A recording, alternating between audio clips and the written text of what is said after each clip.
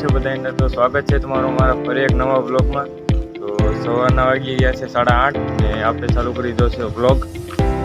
તો આપણે જવાનું છે અત્યારે ખેતરમાં. તો ખેતરમાં જઈએ અને તમને બતાડો આપણે શું કામ કરીએ.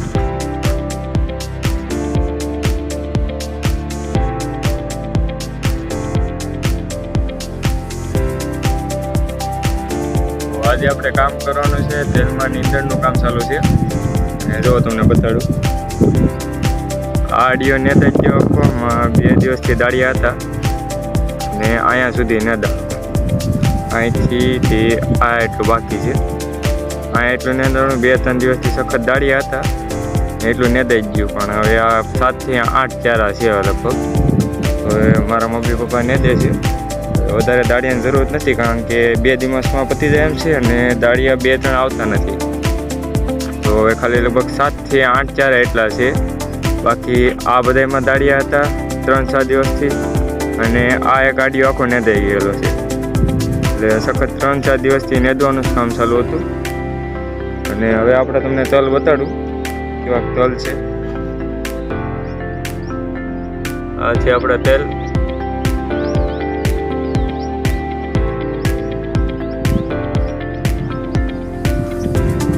આપણે તેલમાં લગભગ નેદાઈ જાય એટલે 2-3 દિવસ પછી પાણી પાવાનું છે. અને તલ કેવા છે મને કોમેન્ટમાં જણાવજો, સારા છે કે નહીં. તો પૂછો તો બહુ એટલો બધો છે નહીં, પણ તેમ છતાંય જાડા મોટો છે ક્યાંક ક્યાંક.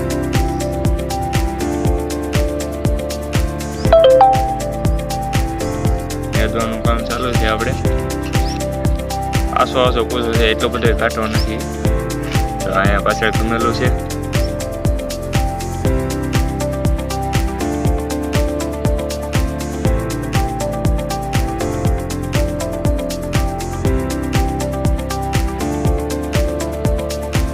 બીજા ખેતર જાય, બીજું તમને ખેતર બચાડ્યું થઈ ત્યાં આટો મારતા આવે આપણે. તો ચાલો ના જઈએ. આપણે ખેતર આવી ગયા. હવે અહીંથી આમ ફરી અમે હેઠે ફરી ફરતી પર આટો મારી લેવો આપણે આ ખેતરનો.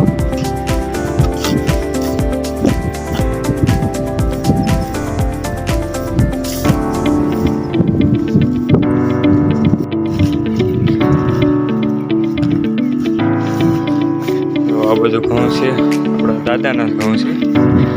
આપણું ખેતર અહીંયા ઘઉં.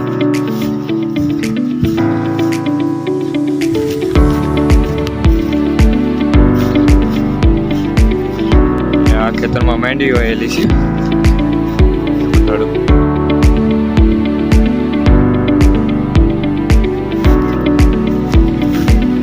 ઈસમાં મકાઈના છોડો છે થોડા.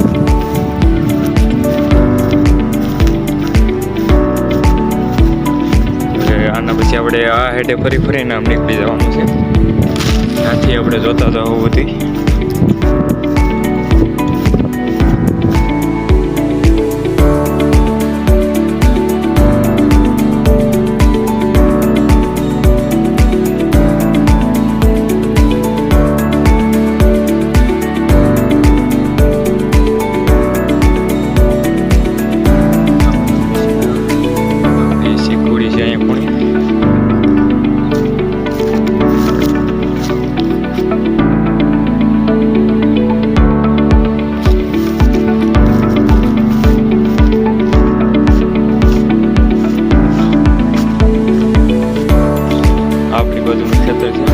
ગોઠવેલી છે.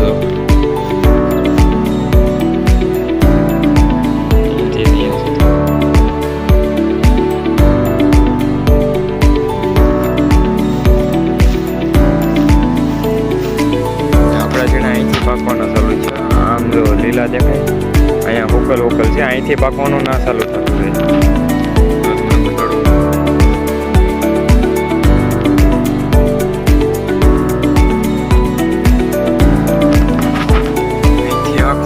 કોવડી છે.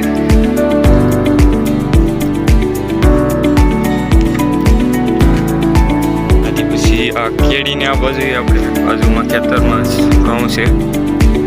તમને બતાડો આગળ.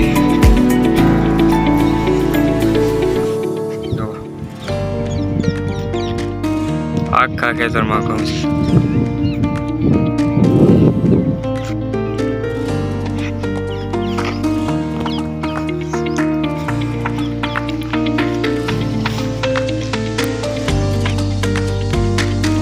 આજ માટે એટલું જ. Thank you so much blog જોવા બદલ.